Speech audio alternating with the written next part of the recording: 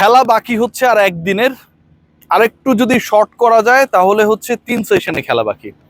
প্রত্যেক সেশনে যদি 30 ওভার করে ধরা হয় তাহলে বাংলাদেশ পাকিস্তান ম্যাচের 5th ডেটে আকাশ যদি ভালো থাকে, আজকে এবং গতকালকের মতো যদি বৃষ্টি না হয়, তাহলে 90 ওভার সর্বোচ্চ খেলা হবে। এবং এই 90 ওভারের মধ্যে ফলাফল কি পাওয়া যাবে, ম্যাচের কি একটা নিষ্পত্তি হবে নাকি হবে না। বাংলাদেশ দল এই মুহূর্তে যে স্ট্যাট নিয়ে আলোচনা করে ডেপথে ঢোকার চেষ্টা করব। 179 রানের লিড রয়েছে বাংলাদেশের, হাতে রয়েছে বাংলাদেশের 7 উইকেট। আগামীকালের 90 ওভারকে যদি আমি সেপারেট করে ফেলি তাহলে বাংলাদেশ পরদিন একটা সেশনে যদি খেলে 30 ওভার যদি ব্যাট করে, এই 30 ওভার 180 বলের মধ্যে বাংলাদেশ যদি অন্তত 100 রান অ্যাড করতে পারে। আপনাদের মনে হতে পারে 7 উইকেট হাতে রেখে 30 ওভার ব্যাট করে কেন বাংলাদেশ মাত্র 100 রান করবে, এর থেকে বেশি করা উচিত। কেন আসলে আমি শঙ্কিত, কেন আসলে এমন একটা কনজারভেটিভ হতে যাচ্ছি, সেই আলোচনায় যাচ্ছি। তাহলে বাংলাদেশের লিড দাঁড়াবে 279, 280 রানের টার্গেট।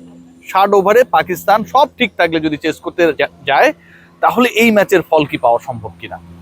এই মুহূর্তে ঢাকা টেস্ট যেই জায়গায় দাঁড়িয়ে, আজকের 4th ডের লাস্ট সেশনের খেলা যেভাবে শেষ হয়েছে, বাংলাদেশ যেভাবে ব্যাট করেছে, আমার কাছে মনে হয় যে বাংলাদেশের অ্যাপ্রোচ নিয়ে, বাংলাদেশের জয়ের পসিবিলিটি নিয়ে, বাংলাদেশের এই ম্যাচে জয়ের মাধ্যমে পাকিস্তানের এগেনস্টে টানা 3 টেস্ট জয়ের সম্ভাবনা নিয়ে আমাদের মধ্যে যতটা আসলে উচ্চাশা রয়েছে, ক্রিকেটাররা অথবা বাংলাদেশ ম্যানেজমেন্ট কিছুটা হলেও কনজারভেটিভ। কেন এ কথা বলছি, দেখুন বাংলাদেশের হাতে রয়েছে 7 উইকেট। আজকে বাংলাদেশ করেছে 152 রান, 3 উইকেটের বিনিময়ে বাংলাদেশ খেলেছে 50 ওভার 3 বল, এবং বাংলাদেশের দুজন ব্যাটার 50 করেছে, মানে দীর্ঘ সময় তারা উইকেটে ছিলেন। কিন্তু এই 50 ওভার খেলে বাংলাদেশ যে 152 করেছে, বাংলাদেশের রান তোলার যে গড় সেটা হচ্ছে প্রতি ওভারে 3.01, 3.01 বাংলাদেশের রান রেট।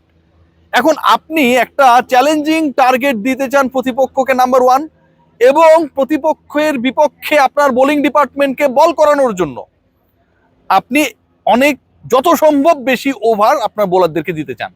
এবং এই ঘটনাটা যদি আপনি ঘটাতে চান যে প্রতিপক্ষকে আমি অ্যারাউন্ড 300 একটা টার্গেট দেবো, একই সাথে বাংলাদেশের যে 5 জন বোলার, 3 জন ফাস্ট বোলার এবং 2 জন স্পিনার রয়েছে, তাদেরকে অ্যাটলিস্ট আমি 70 থেকে 75 ওভার বল করার সুযোগ করে দেবো। সেই সুযোগটা কি বাংলাদেশ অন্তত এই 50 ওভারের খেলায় রেখেছে? যেই 50 ওভার সেকেন্ড ইনিংসে ব্যাট করেছে, যেই 50 ওভারের খেলায় বড় একটা অংশ জুড়ে ছিলেন হাফ সেঞ্চুরিয়ান, টানা 5 ইনিংসে, 5 টেস্টে না 5 ইনিংসে 50 করা মুমিনুল হক, এবং গত ইনিংসে সেঞ্চুরির পর আজকেও অর্ধশতক করে অপরাজিত থাকা নাজমুল হোসেন শান্ত। প্রথম ইনিংসে বাংলাদেশের রান উঠেছিল 3.52, 3.5-এর উপরে। বাংলাদেশ 413 রান করেছিল। আর আজকে যেখানটায় বাংলাদেশ উই ওয়ার এক্সপেক্টিং যে আরেকটু ফাস্ট হবে, আরেকটু কুইকার হবে, সেখানটায় অন্তত প্রতি ওভারে হাফ রান করে কম নিয়েছে। 3.52 করেও যদি বাংলাদেশ রান তুলতো তাহলে অন্তত আজকের দিনে বাংলাদেশের স্কোরটা আরো 25 রান বাড়তো। আর এই 25 রান বাড়লে বাংলাদেশ দিন শেষ করত 204 রানে এগিয়ে থেকে। সেটা হয় নাই। এই 20-25 রান, 50 রান, 3 করে রান তোলা 3.5 কেন হতে পারলাম না, সেটাই আসলে এই টেস্টের ভাগ্য নির্ধারণে আমার কাছে মনে হয় একটা বড় রোল প্লে করবে। যে নাজমুল হোসেন শান্ত আমরা খেয়াল করে দেখি যে আগের ইনিংসে অলমোস্ট 78 স্ট্রাইক রেটে ব্যাট করেছিলেন, ফ্ল্যাশি শান্ত। আনফর্চুনেটলি আউট হয়ে গিয়েছিলেন, ইনিংসটাকে সেঞ্চুরির পরে আরেকটু বিগার করতে পারেন নাই। সেই তার আজকের ব্যাটিং স্ট্রাইক রেট যদি আমরা খেয়াল করি, সেটা অলমোস্ট 78 স্ট্রাইক রেটে ব্যাট করা শান্তর আজকের ব্যাটিং স্ট্রাইক রেট হচ্ছে 55.23, প্রায় 25-এর কাছাকাছি কম। সো বাংলাদেশ আসলে একটা ডিফেন্সিভ স্ট্র্যাটেজিতে অন্তত আজকের শেষ বিকেলটা শেষ করেছে। এই ম্যাচের রেজাল্টের ক্ষেত্রে বাংলাদেশের এই ডিফেন্সিভ স্ট্র্যাটেজি যতটা ভোগাতে পারে, রেজাল্ট যদি হয় সেটা বাংলাদেশের পরে আসবে, আই ডু স্ট্রংলি বিলিভ। একই সাথে বাংলাদেশের এই ডিফেন্সিভ স্ট্র্যাটেজির পাশাপাশি প্রকৃতির বৈরী আচরণ আমার কাছে মনে হয় একটা বিশাল নেগেটিভ রোল প্লে করেছে। গতকাল বৃষ্টি হয়েছিল, আপনারা সবাই জানেন। মিরপুরের আউটফিল্ড নিয়ে আউটস্ট্যান্ডিং ডিসকাশনস হচ্ছে, অসাধারণ। ওয়ার্ল্ডের টপ, এর বাইরে কোনো কথা হবে না। কিন্তু সমস্যার জায়গা যেটা, যে গতকালকে বৃষ্টি হয়েছে, অনেকগুলো ওভার ওয়াশ আউট হয়ে গেছে, আজকে 3 ঘন্টা 5 মিনিট খেলা হয় নাই। আপনি টি এর 20 মিনিটকে যদি মাইনাস করে ফেলেন এখান থেকে, তাহলে অন্তত 2 ঘন্টা 45 মিনিট খেলা হয় নাই। 2 ঘন্টা 45 মিনিট যদি খেলা না হয়, প্রতি আওয়ারে যদি একটা দল অন্তত 13 ওভার করে, তাহলে 2 ঘন্টা 45 মিনিট খেলা না হওয়ার কারণে 35 ওভারে খেলা কম হয়েছে। এই যে 35 ওভারে খেলা কম হয়েছে, আমার কাছে মনে হয় এটাও একটা ডিসাইডিং ফ্যাক্টর হিসেবে কাজ করবে এই টেস্টের রেজাল্টকে প্রভাবিত করার ক্ষেত্রে। এবার আসুন বাংলাদেশের ওভারঅল পারফরমেন্স আলোচনায়। দেখুন, বাংলাদেশ দল এই ক্রিকেটাররা 6 মাস পরে টেস্ট খেলতে নেমেছে, এবং এই 6 মাসের মধ্যে অনেক ক্রিকেটার অনেক ফরম্যাটের ক্রিকেটে ছিলেন, ইন্টারন্যাশনাল ক্রিকেট খেলেছেন, লিটন কুমার দাস খেলেছেন, নাজমুল হোসেন শান্ত খেলেছেন না। But what about our pocket dynamo Mominul Haque?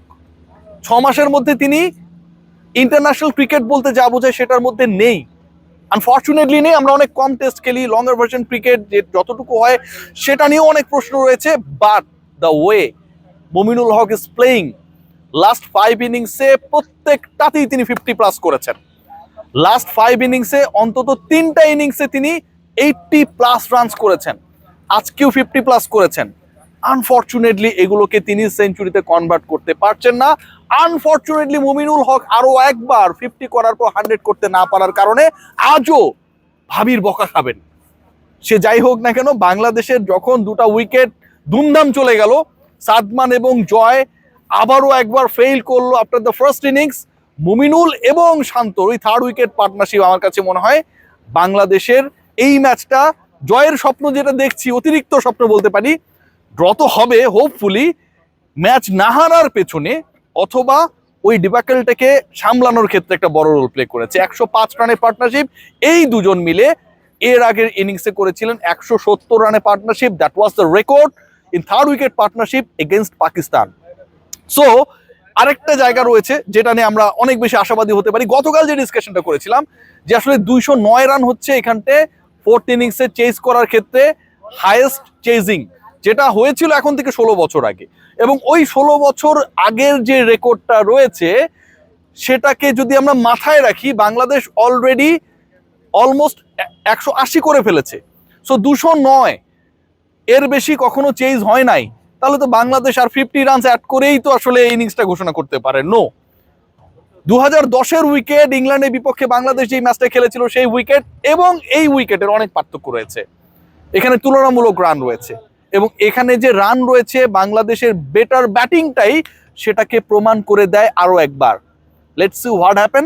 But আগামীকাল আই এক্সপেক্ট যে বাংলাদেশ প্রথম ঘন্টা ব্যাট করবে, প্রথম ঘন্টায় অ্যারাউন্ড 15 ওভার্স তারা খেলবে। এই 15 ওভারে বাংলাদেশ যদি সত্যি একটা ডিফারেন্ট টাইপের, ডিফারেন্ট ব্র্যান্ডেড টেস্ট ক্রিকেট উপহার দিতে চায়, আমার এই 15 ওভারটাই আসলে ডিসাইডার হতে পারে। 15 ওভারে বাংলাদেশ যদি 100 রান অ্যাড করে, তারপর যদি ডিক্লেয়ার করে দেয়, দেখা যাক না কি হয়। বাংলাদেশ এই ম্যাচটা আই ডু স্ট্রংলি বিলিভ জিতবে। তবে আগামীকালও বৃষ্টি রয়েছে, যে কোনো সময় বৃষ্টি আবার আগমন ঘটবে, এবং সেটা যে মিরপুরের টেস্টকে কেন্দ্র করে আমাদের রোমাঞ্চ সেটাতে ভাটা ফেলবে তা নিয়ে খুব বেশি ডাউট নেই। সবাই ভালো থাকবেন, টেক গ্রেট কেয়ার।